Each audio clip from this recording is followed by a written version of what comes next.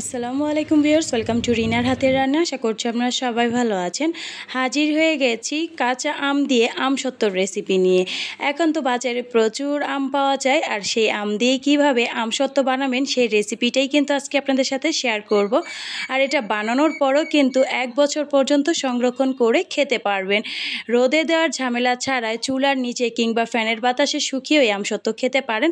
আর এখন তো প্রচুর রোদে দিলে 1 থেকে 1.5 দিনের মধ্যেই কিন্তু শুকিয়ে যাবে এই আমসত্ত্ব। আশা করছি আমার রেসিপিটা ভালো লাগবে। তো চলুন মূল পর্বে চলে যাই।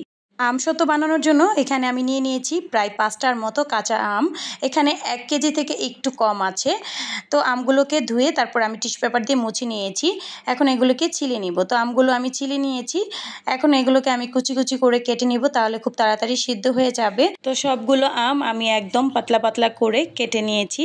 এই যে দেখুন, আমি এরকম পাতলা করে কেটে নিয়েছি। এখন এই আমগুলোকে আমি সিদ্ধ করে নিব। চুলায় হাঁড়িটা বসিয়ে তারপর দিয়ে দিচ্ছি মেজারমেন্ট কাপের 1 কাপ পানি। তারপর ঢাকনা দিয়ে ঢেকে মিডিয়াম আঁচে আমটাকে আমি ভালোভাবে সিদ্ধ করে নিব। মিডিয়াম আঁচে আমটাকে যদি সিদ্ধ করেন তাহলে ভালোভাবে সিদ্ধ হবে। যখন একটা বলক উঠে যাবে তখন ঢাকনাটা তুলে আমটাকে নেড়েচেড়ে দিতে হবে।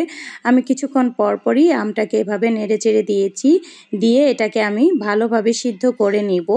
আর আমটা সিদ্ধ হতে বেশি সময়ও লাগবে না, আমি খুব পাতলা করে কেটে নিয়েছি, তাই দ্রুত সিদ্ধ হয়ে যাবে। কিছুক্ষণ সময় নিয়ে আমটাকে আমি পুরোপুরি সিদ্ধ করে নিয়েছি। আর দেখুন, আমটা কিন্তু সিদ্ধ হয়ে গিয়েছে। এখন স্প্যাচুলার দিয়ে এটাকে আমি ভালোভাবে একটু মিক্সড করে নিচ্ছি। এই পর্যায়ে চুলার আঁচটা কিন্তু আমি বন্ধ করে দিয়েছি। এখন এটাকে ভালোভাবে মিক্সড করে তারপর আমি ছাঁকনিতে ছেঁকে নিব। তো আপনারা চাইলে কিন্তু ব্লেন্ডারে ব্লেন্ডও করতে পারেন। দেখুন, আমার এটা কিন্তু মিক্সড হয়ে গেছে। এখন আমি এটাকে ছাঁকনিতে ছেঁকে নিচ্ছি। তো হ্যান্ড উইক্স দিয়ে ভালোভাবে এটাকে আমি ছেঁকে নিচ্ছি, তাহলে আমের একটি ঘন পিউরি পেয়ে যাব, ফ্রেশ পিউরি। আর এভাবে ছাকার পরে আমি দেখব যদি আমে কোনো আঁশ থাকে সেটা কিন্তু বের হয়ে আসবে।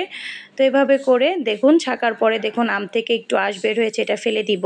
আমের ফ্রেশ পিউরি পেয়ে গেছি। এখন এটাকে আমসত্ত্ব তৈরি করব। চুলায় হাঁড়ি বসিয়ে দিয়ে দিচ্ছি আমের পিউরি।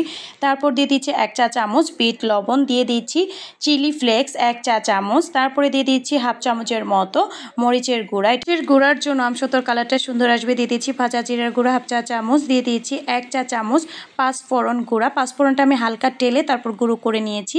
দিয়ে দিচ্ছি মেজারমেন্ট কাপের 1 কাপ চিনি। এখন সব কিছুকে নেড়ে চেড়ে মিক্সড করে নিচ্ছি।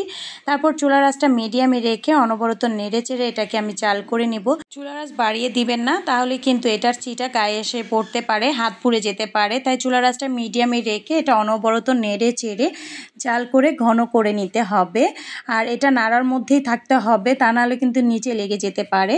তো অনবরত নাড়তে নাড়তে দেখুন আমার এটা কিন্তু ঘন হয়ে এসেছে। প্রায় 10 মিনিটের মতো সময় লেগেছে। আমসত্ত্বটা ঘন হয়ে এসেছে। এখন এটাকে আমি নামিয়ে ফেলবো। আর আমসত্ত্বটা পাতলা করবেন না, তাহলে শুকাতে সময় লাগবে।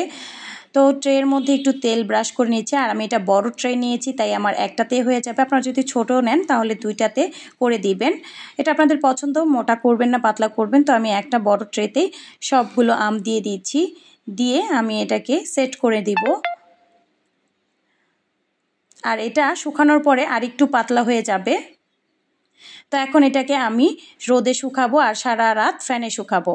তো এই যে রোদে দিয়ে দিলাম, এই যে রোদের তাপে কিন্তু এটা শুকিয়ে যাবে। তো আমসত্ত্বটা আমি 2 দিনের মতো রোদের তাপে শুকিয়ে নিয়েছি আর সারা রাত ফ্যানের নিচে রেখেছি।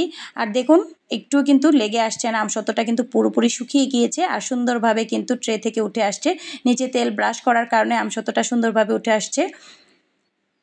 আর আপনাদের এরকম ওঠানোর সময় যদি দেখেন যে উঠে আসছে না, লেগে যাচ্ছে, তখন আরও 1 দিনের মতো একটু রোদে শুকিয়ে নেবেন। আপনারা চাইলে চুলার নিচে দিয়েও এটা শুকাতে পারেন। যখন রান্না করবেন তখন চুলার নিচে দিয়ে এটা শুকাবেন। আমসত্ত্বটা আমি আমার পছন্দ মতো কেটে নিচ্ছি, আপনারা আপনাদের পছন্দ মতো কেটে নেবেন।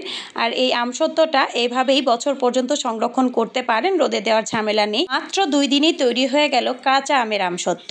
এই আমসত্ত্বটা দেখতে যতটা লোভনীয়, খেতে কিন্তু অসম্ভব ভালো হয়েছে। নতুন নতুন রাঁধুনিরা অবশ্যই ট্রাই করবেন। প্রত্যেকটা টিপস ফলো করলে আপনাদেরটা এরকম পারফেক্ট হবে। তো আমার এই রেসিপিটা আপনাদের কাছে কেমন লেগেছে? যদি ভালো লেগে থাকে তাহলে অবশ্যই লাইক, কমেন্ট এবং সাবস্ক্রাইব করবেন। পাশে থাকা বেল আইকনটি প্রেস করে রাখবেন। তো ভালো থাকবেন সবাই। আল্লাহ হাফেজ। আসসালামু আলাইকুম।